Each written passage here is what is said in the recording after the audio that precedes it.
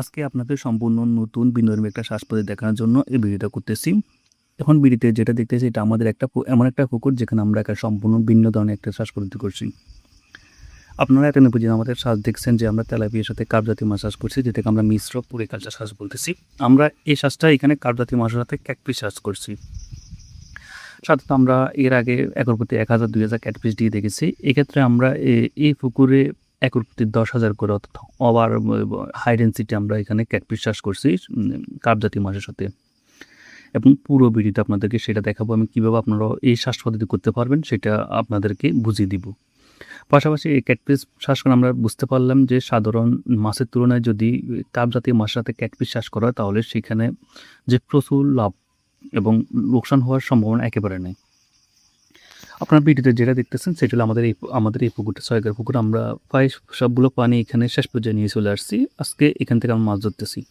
এই পুকুরে আমরা একর প্রতি 5,000 করে কার্প জাতীয় মাছ দিয়েছিলাম, যেখানে রুই, কাতলা, মৃগেল, কার্পো, গ্লাস কার্প, ব্রিকেট এই পদের মাছগুলো আছে। আমরা কীভাবে এই মাছগুলো সেটিং করি সেটা সম্পর্কে আপনাদের ভিডিও আছে, ডিসক্রিপশনে সেটা দেখতে পারবেন। এবং এর পাশাপাশি আমরা এই 6 একর পুকুরে 60,000 পিস ক্যাটফিশ জাতীয় মাছ গুলশা দিয়েছিলাম। আপনাদের বলে রাখি, গুলশা আর ট্যাংরা দুটোর মধ্যে পার্থক্য আছে যে গুলশা সর্বোচ্চ 700 গ্রাম পর্যন্ত বড় হয় এবং বাংলাদেশে সর্বোচ্চ গুলশা 700 গ্রাম পর্যন্ত বড় করার মতন ভিডিও পাইছি আমরা। এবং আমাদের এখানে প্রায় 300 গ্রাম পর্যন্ত গুলশা বড় হয়েছে।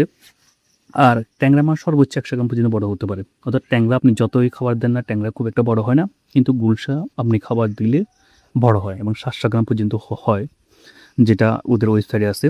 আমরা এখানে গুলশা দিয়েছিলাম প্রায় 60,000 পিস এবং 60,000 পিস গুলশা থেকে প্রতিটা গুলশা পিস গড়ে আমরা 100 থেকে 150 গ্রাম করে পেয়েছি।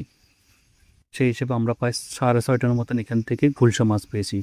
গুলশা মাছের বাজার মূল্য খুবই চড়া, প্রায় কেজি 600 টাকা ধরে পাইকারিদের বিক্রি করা যায়। সেই হিসাবে আমরা এখান থেকে প্রচুর টাকার গুলশা মাছ বিক্রি করছি। আর আমরা কার্প জাতীয় মাছকে যে খাবারটা দিচ্ছি গুলশার জন্য সেম খাবারটা দিচ্ছি, অর্থাৎ আমরা এখানে গুলশার জন্য আলাদা খাবার দিই। সাধারণত সাহায্যযোগ্য আপনার ক্যাটফিশ জাতীয় যে ভিডিওগুলো দেখেন সেখানে গুলশা যখন সন্ধ্যার পরে অর্থাৎ রাত্রে খাবার দিতে হয়, আমরা এই ক্ষেত্রে সকালে এবং বিকালে কার্প জাতীয় মাছকে যে খাবারটি সেটাই দিয়েছি, গুলশার জন্য আলাদা খাবার দিইনি। আমরা গুলশা চাষ করে একটা বলছি, গুলশা শুধু যে খাবার গুণ গ্রহণ করে তাই না, যে মাছের যে বজ্র অর্থাৎ কার্প জাতীয় যে আমাদের রুই, কাতল, ব্রিকেট, কার্পো, গ্লাস কাপ, কালীবাউস মাছে খাবার গ্রহণ করার পরে যে বজ্রগুলো ত্যাগ করে সেই বজ্রগুলো এই গুলশা মাছ খেয়ে থাকে। এবং পানিতে আমরা যে প্লান্টনগুলো তৈরি করি, জু প্লান্টন, ফাইটোপ্লান্টন, এবং এগুলোর থেকে যে ধারাবাহিক কিছু নতুন করে আমরা প্লান্টন তৈরি করছি, যেগুলো রেপিকটস, আরও যে ব্যাসিলাস গ্রুপের কিছু ব্যাকটেরিয়া যেগুলো আমরা ওষুধ মেডিসিন মাধ্যমে তৈরি করছি, সেগুলো এই গুলশা খুব আরামসে আপনার খেয়ে বড় হয়ে যায়।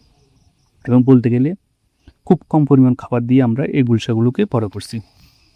বাংলাদেশের ক্যাটফিশ চাষ আপনার খুব পুরাতন, যে আপনাকে আমরা অলরেডি এটা সেকেন্ড পার্টে নিয়ে আসছি যে আমরা দেখার জন্য। এই যে জানার মধ্যে দেখতেছেন যে এগুলোর মধ্যে আমরা সাদা প্রজাতির মাছগুলোর সাথে গুলশাও আছে। আপনারা অলরেডি দেখতেন জালের সাথে আপনার যেখানে যে আটকে আছে সেগুলো গুলশা। আমরা এই গুলশাগুলোকে ছুটিয়ে নেব। তো গুলশার একটা সবচেয়ে বড় সমস্যা হলো আপনার সবগুলো পানি আপনার শেষ পর্যায়ে নিয়ে আসলে গুলশাগুলো ধরতে পারবেন। সেই জন্য আমরা সব পুকুরে সবগুলো পানি শেষ করে ধরতেছি।